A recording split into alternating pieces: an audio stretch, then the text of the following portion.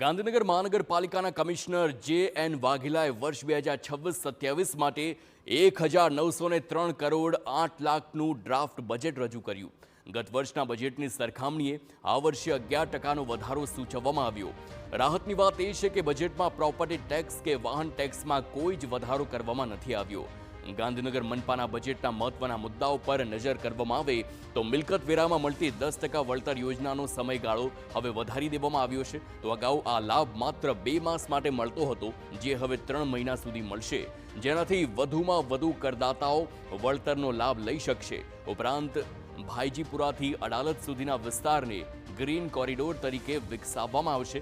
Corridor અંદાજિત 8 kilometre લાંબો અને 80 મીટર પહોળો હશે, જેનાથી શહેરની જે હરિયાળી છે તેમાં વધારો થશે. આ સાથે જ પ્રદૂષણ ઘટાડવા માટે નવી ઇલેક્ટ્રિક બસો દોડાવવામાં આવશે. પ્રથમ તબક્કામાં 40 અને બીજા તબક્કામાં 60 બસો દોડતી કરાશે. સાથે જ સેક્ટર 11ને બિઝનેસ કોરિડોર ડેવલપમેન્ટ તરીકે વિકસાવવાનું આયોજન કરવામાં આવ્યું છે. વ્યસ્ત ગણાતા રિલાયન્સ ચોકડી સર્કલ પાસે ટ્રાફિકના કાયમી ઉકેલ માટે નવો ફ્લાયઓવર બ્રિજ બનાવવાની જાહેરાત કરાઈ છે.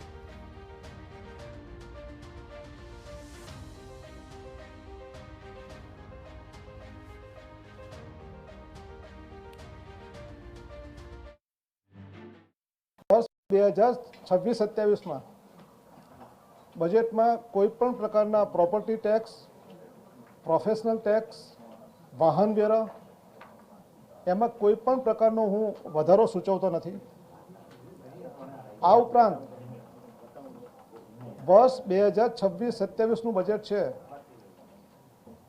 એ રૂપિયા 150 કરોડની સરપ્લસ આવક વાળું બજેટ રહેશે.